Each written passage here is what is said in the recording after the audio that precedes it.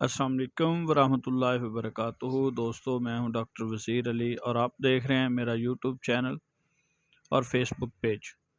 दोस्तों, जैसा कि आप सब लोगों को मालूम है कि हमने कल स्मोक के हवाले से एक दोस्तों की फरमाइश पर एक वीलॉग करने का इरादा किया था कि स्मोक क्या है, इसकी अलामात क्या हैं, इसकी एहतियाती तदाबीर क्या हैं और ये हमारे जिस्म को किस तरह अफेक्ट करता है, हमारी आंखों को किस तरह अफेक्ट करता है, गले को किस तरह अफेक्ट करता है, बच्चों में इसकी क्या डिजीज़ होती हैं और बड़ों में क्या डिजीज़ हैं। आज मैं आपके साथ सारी तफसील जो है स्मोक के हवाले से शेयर करने जा रहा हूँ। दोस्तों, जैसा कि आप सब लोग जानते हैं, स्मोक उन दिनों में ज़्यादा आती है जो ही गर्मियाँ जा रही हों, सर्दियाँ आ रही हों, सूरज की जो शुआएं हैं उनका वो उनमें ताकत ना रहे जो पहले ताकत मौजूद होती है, तो कुछ गैसेस जो हैं हवा में ही ठहर जाती हैं और सूरज की बराह रास्त रोशनी ज़मीन पर नहीं पहुंच सकती। इसको स्मोक कहते हैं। बेसिकली कुछ गैसेस जो हैं वो कार्बन, मट्टी, धुआं, धूल, ये सारी चीज़ें मिलकर ज़मीन से ऊपर कुछ फासले पर एक तह बना लेती हैं और सूरज की शुआएं बराह रास्त ज़मीन पर नहीं आती और लोगों को सांस लेने में दुश्वारी पेश आती है। इसको स्मोक बोलते हैं।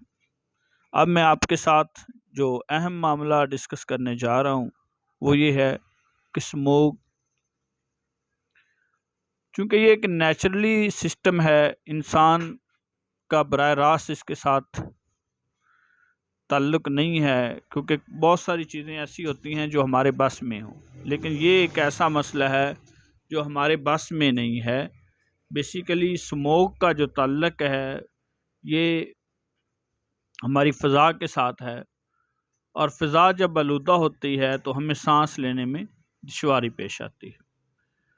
सबसे ज़्यादा जो लोग मुतासर होते हैं उनमें बच्चे और बूढ़े, ज़्यादा उम्र के अफराद सबसे ज़्यादा मुतासर होते हैं।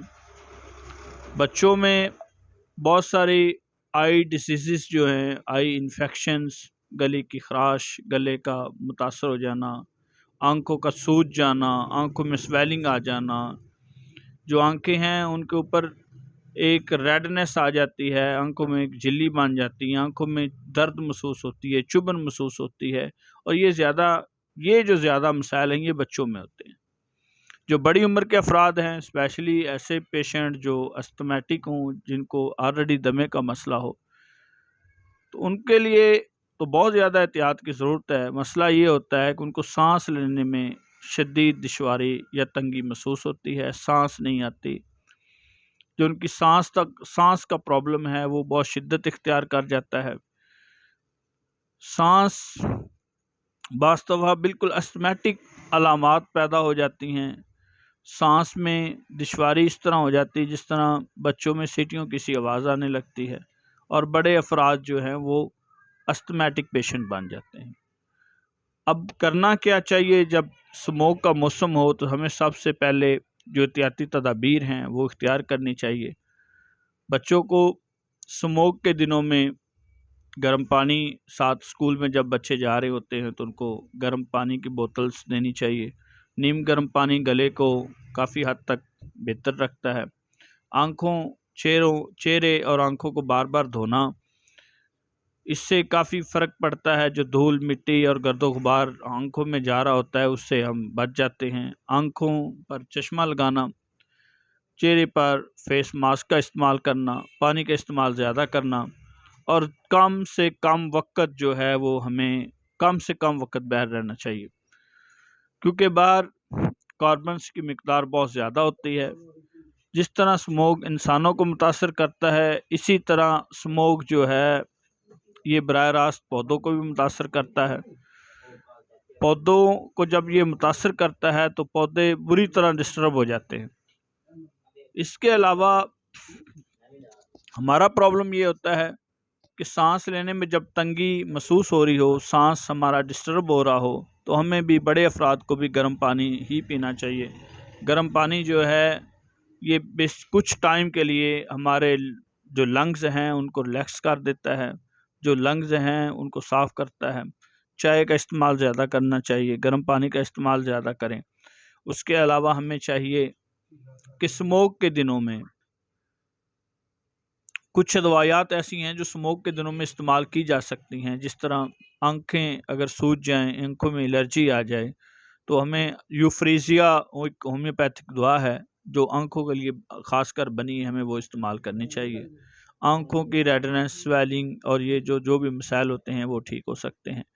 गले का इन्फेक्शंस बहुत ज़्यादा प्रॉब्लम कर रहा होता है लोगों को, तो गले के लिए भी जब अगर खांसी आ रही हो तो उसके लिए हमें ब्रायोनिया को इस्तेमाल करना चाहिए, गर्म पानी और गर्म मशरूबात का इस्तेमाल करना चाहिए। जब बारिश हो जाती है तो फिर स्मोक या वो जो कार्बन्स के ज़र्रात और वो धूल, मिट्टी, धुआं या बाकी ज़र्रात जो हमारी फ़िज़ा में ठहरे होते हैं वो गिर जाते हैं और इससे फ़िज़ा साफ़ हो जाती है। स्मोक और फॉग ये दो मुख्तलिफ़ चीज़ें हैं। जो फॉग होती है बेसिकली उसमें नमी के ज़र्रात होते हैं, वो हमारे लंग्स के लिए बहुत फ़ायदेमंद है, जिसे हम धुंध बोलते हैं। लेकिन ये जो स्मोग है ये बहुत ख़तरनाक और नुकसानदेह चीज़ है। इसलिए आज मुनासिब समझा कि तमाम दोस्तों के साथ स्मोग के हवाले से एक वीलॉग किया जाए। स्मोग जब शुरू हो, जिन दिनों में स्मोक स्टार्ट हो जाती है, हमें आसमान पर गहरे या हल्के से बादल से महसूस होते हैं। बेसिकली ये बादल नहीं होते, ये जब सूरज की बराह रास्त शुआएँ ज़मीन पर नहीं आ रही होती तो उसके ये असरात होते हैं। इसके अलावा कुछ और भी होम्योपैथिक दवायात हैं जो आप हमें अपनी अलामात बताकर अपनी अलामात के मुताबिक हमसे रब्ता कर सकते हैं, क्योंकि कुछ ऐसी अदवायात हैं जो डिपेंड करता है आपकी अलामात पर। बहुत लोगों को मुख्तलिफ़ अलामात होती हैं, इसलिए उसका तरीका इलाज भी मुख्तलिफ होता है। मैंने कुछ एहतियाती तदाबीर थी आप लोगों के साथ डिस्कस कर दी हैं, तो उम्मीद है कि आपको आज का हमारा ये वीलॉग बहुत पसंद आया होगा। और दोस्तों से ये अपील भी है कि अगर आपको ये आज का वीलॉग पसंद आए, अच्छा लगे, तो आप इसको शेयर भी कर दें, फॉलो कर दें और लाइक भी कर दें। आपकी दुआओं का तलबगार होम्यो डॉक्टर वज़ीर अली गुज्जर। अस्सलाम वालेकुम व रहमतुल्लाहि व बरकातहू।